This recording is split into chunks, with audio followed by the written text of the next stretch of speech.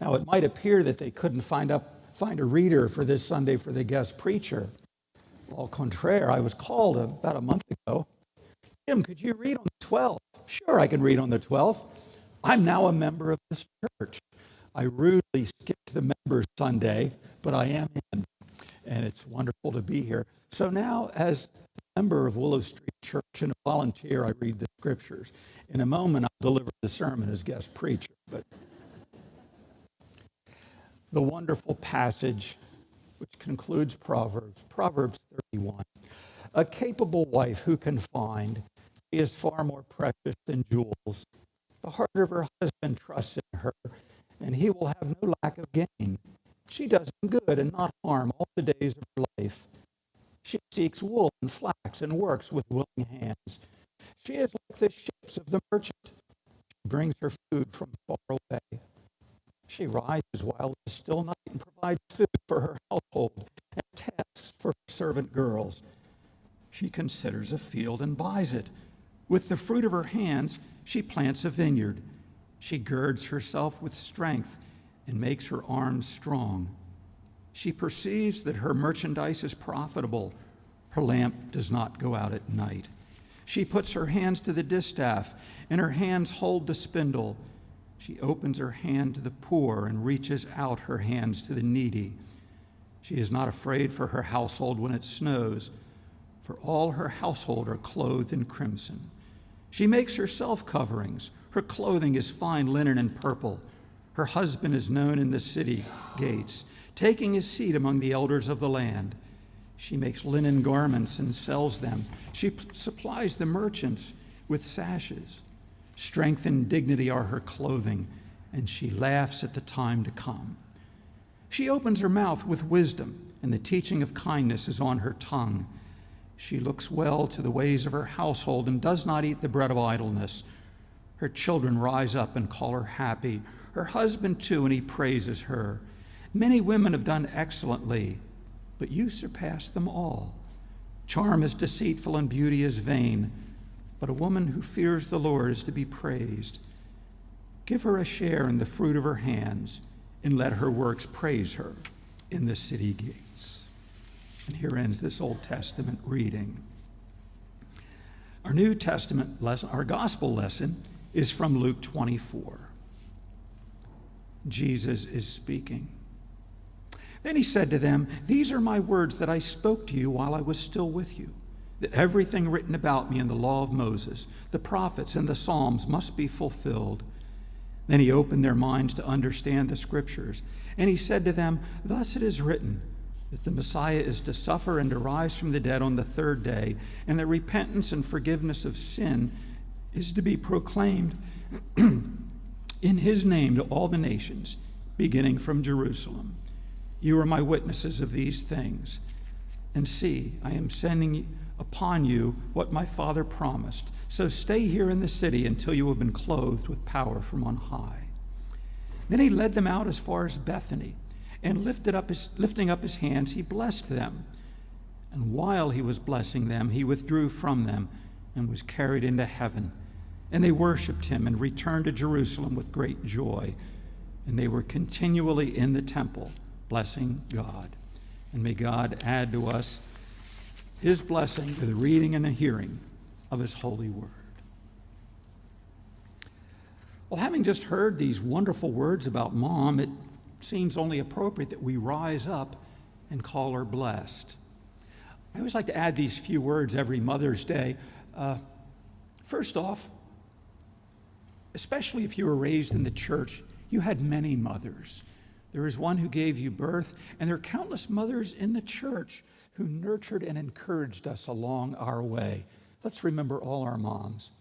And sometimes we tend to look at Mother's Day as, well, the moms come, and they're to be honored, and the rest of us come, and we're to give them praise. And that's kind of true. But actually, every one of us had a mother. So every one of us is here to praise our mothers. Anna Jarvis, the founder of Mother's Day, she had no children. She wasn't even married. She just thought she had a great mom. And so I invite anyone so bold, anyone that had a great mom, come forward. come to one of the microphones and put in a word for Mom.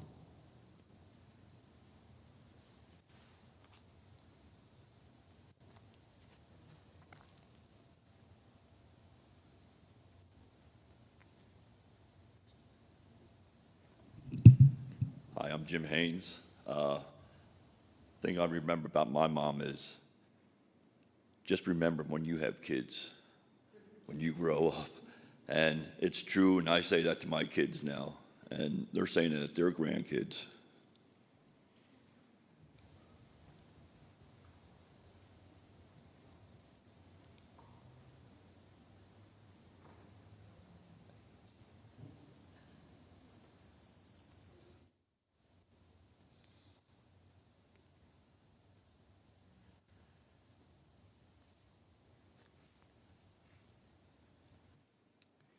Well, I had a great mom. My mom was a minister's wife.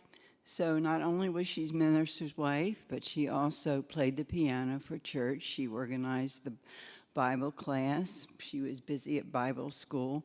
She played the piano. She also taught school full time. So she was an enormously busy woman.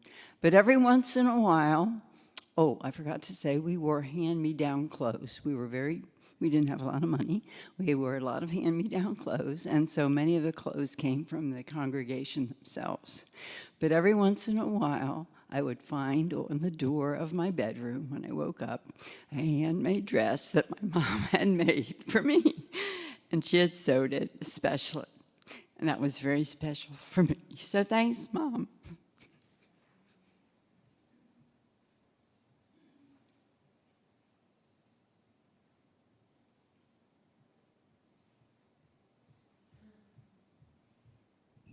I'll take this opportunity to honor my mom. She's still with me.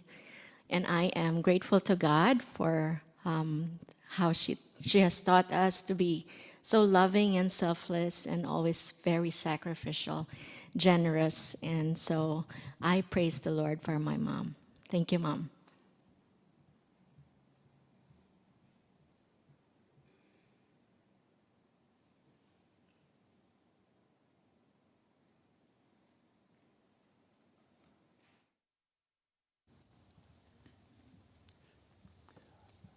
Well, I trust this will be a good warm-up act for the day ahead.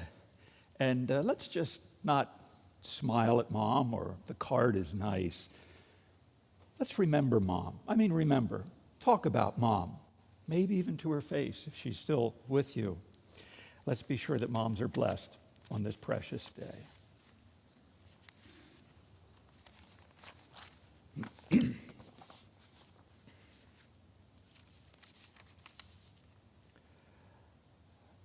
Yes, on Mother's Day, we remember our moms and special blessings that she bestowed upon us.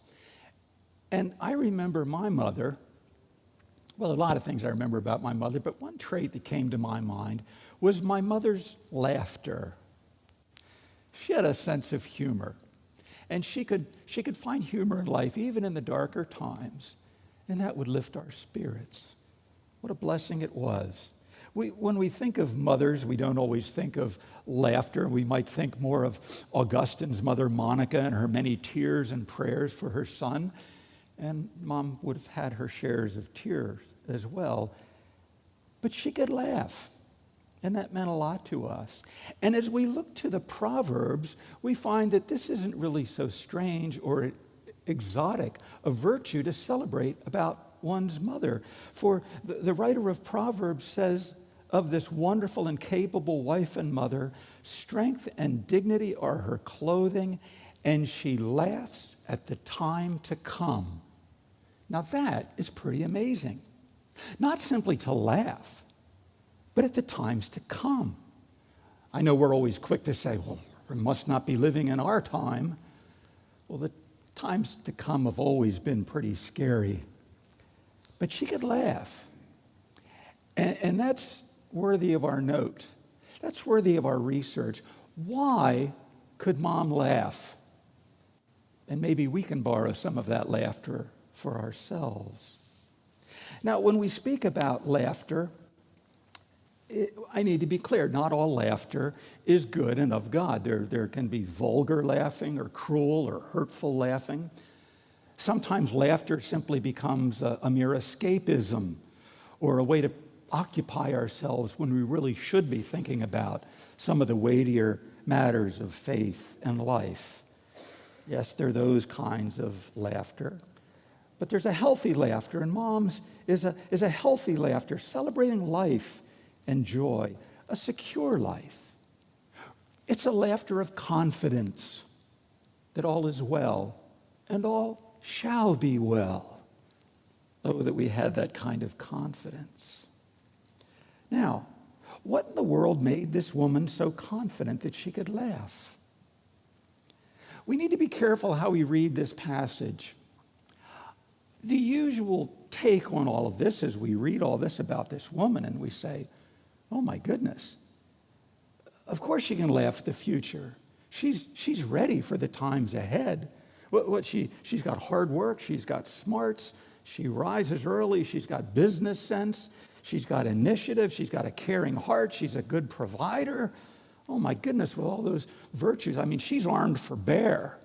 Bring on the future, she can handle it. And so we praise our mothers. And as we heard a moment ago, oh my goodness, all that woman could do. And we admire our moms, and we say, oh, that I could be more like that moms today could be more like that. We celebrate that strength. And we should. But if we're not careful, we'll miss the real story. There's more to this story. Well, how could she laugh at the times to come? The answer is right there before us in black and white. Toward the end of the passage, charm is deceitful and beauty is vain, but a woman who fears the Lord is to be praised. Give her a share in the fruit of her hands, and let her works praise her in the city gates. She could laugh at the times to come because she knew God first and foremost in her life. And she was secure in that. She feared the Lord, and she needed to fear no one else. And so she could face the future with laughter. Now, I don't want to get too caught up in the whole matter of the fear of God. That's a sermon in and of itself. But I should say something here. That's a term that's kind of gone out of fashion. It sounds archaic, but no, it's very real and it's very present. What does it mean to fear the Lord? Well, to fear the Lord means that God and God alone is the one that you would fear to disappoint, to disobey. It's been said of public speaking that most people fear public speaking more than they fear death itself. And that's natural to all of us, and it takes preachers a long time to get over those nerves. Now, why is that? It's because we fear what people will think of us. Nobody wants to be a fool before others. And we're very careful to do that which will not offend unduly others. We might even bend a few commandments if we need to, because we fear people more than we fear God. But no, to fear the Lord is to fear disappointing God alone and following with gladness and knowing that as we fear God and honor God first, everything else shall be taken care of. This woman's secret was that she feared God. Now, by the way, I'm giving God the glory for her virtues, and yet at the same time, note how the Proverbs say this woman is to be praised. So we do praise her, and we do give her her share, the fruit of her hands, and we let her works praise her in the city gates. So let us praise Mom, but let us remember the source of all and greatest blessings. It's the fear of the Lord. Well, today we honor not simply one holiday, but two, one secular and one religious. We honor Mother's Day, but also the Sunday after Ascension. Last Thursday was the honoring of the day when Jesus was ascended into heaven. Now, you might wonder what the two of these have to do with each other. Do I just feel compelled to put them together because I'm a preacher and I've got to cover all the bases? Oh, these two go very much together.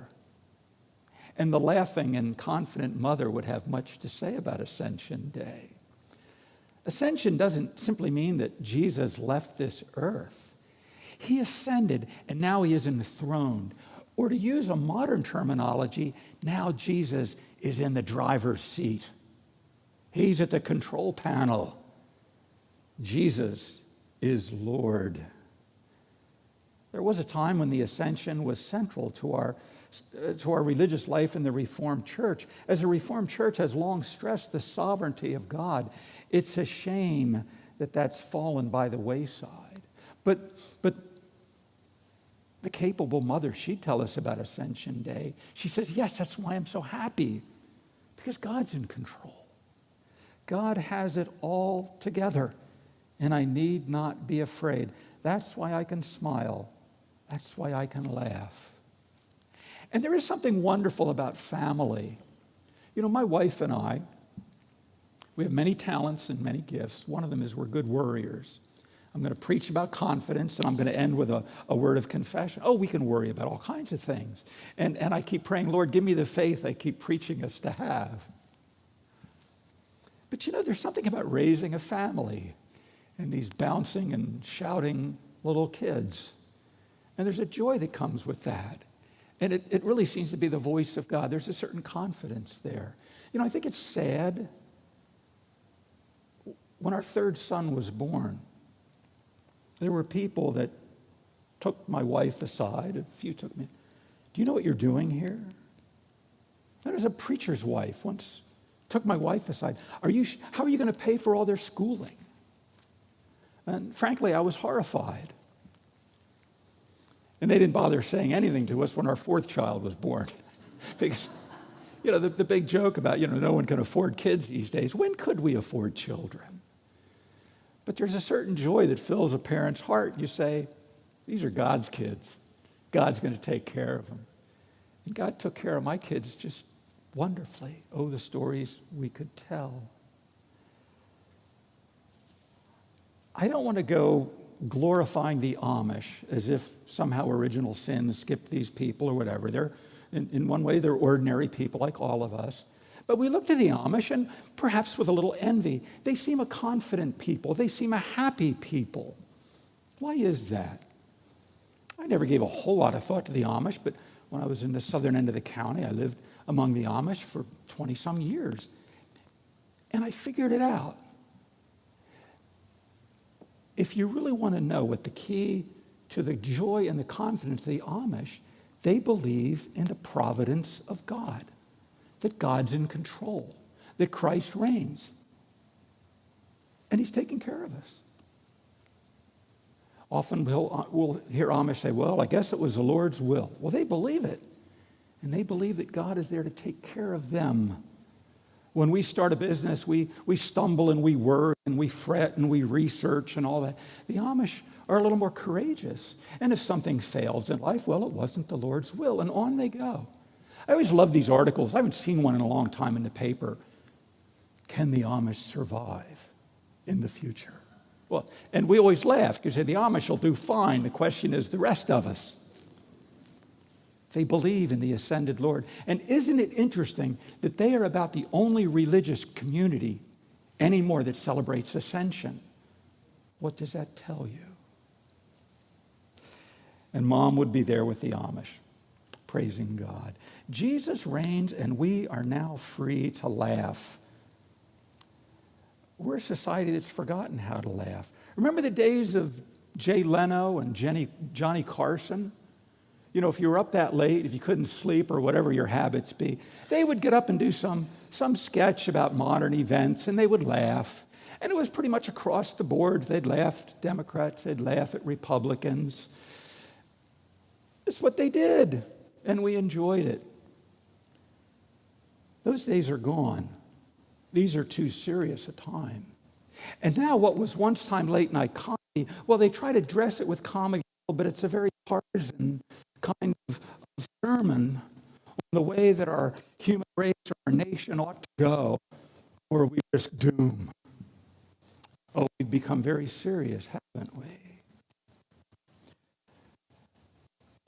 I never thought I'd be preaching Jay Leno and Johnny Carson as great men of faith. But in a way, they were. Because they at least lived in a time when we believed that man shall always stumble. And we can laugh. And somehow, God, what we believe that God to be, somehow God will see us through. That was really their faith. And now that little faith is withering away. The world feels crushed under its need to save itself. We have here, for the concerns of the environment, Greta Thunberg, young girl, very serious and scowling. And her ministry to the world, she feels, is this great scold. Someone once wisely said of Greta Thunberg, she would call up some girlfriends and go see a movie some afternoon. We need to lighten up. And not that these concerns are not significant, but no, it's not all up to us. Let us learn to laugh.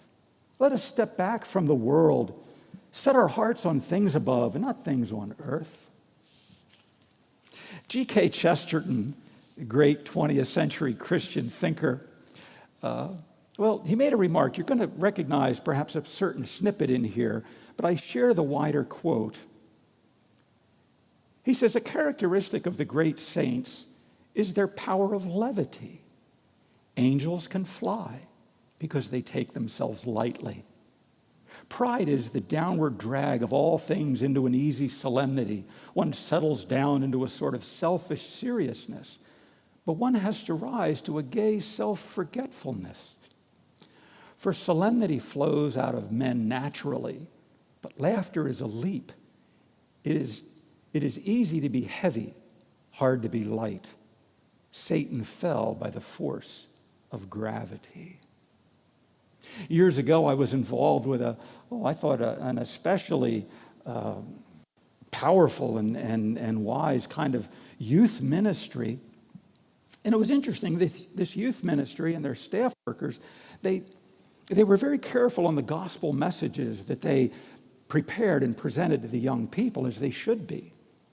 But amazingly, they also took a time and would put together the most hilarious games, the most hysterical skits, and the most humorous activities that they could ever present to young people. And it seemed a little strange, to put these two together. But they knew that young people needed to learn to laugh. Because young people might even seem like they're laughing, but there are a lot of things in life they take far too seriously, like whatever about them and such, or any little rejection they might have received along the way. But no, we got to teach these kids to laugh, and especially to laugh at the things in life they take far too seriously. And let us trust in God. We've got the whole testimony of the Bible to show how God sees us through, stumbling as we are. We have the testimony of our very lives, of God's care for us in spite of ourselves. And we've got all those wonderful experiences with Mom. Yeah, Mom did miracles, and she kept everything together for us, didn't she? And yes, that was Mom, but more so, it was a mighty God. We need to laugh at the times to come. And yes, I do need to throw in my testimony. Mom gave us a sense of humor, and having laughed, I often say, Lord, now help me to live into that laughter with faith. Help me to live into that laughter with a joy that trusts in you. And may we all grow in laughter. Laughter and Mother's Day, they're a group activity. Many of you today, you'll be gathering with Mom, or maybe contacting Mom on the phone, or even just thinking about Mom. It's a group activity. And today, as we celebrate, laugh and rejoice, and then remember God's faithfulness in the past. And then remember that God hasn't changed, and God is just as faithful today. We are in good hands. We can smile. Indeed, we can laugh. Happy Ascension Day. Happy Mother's Day.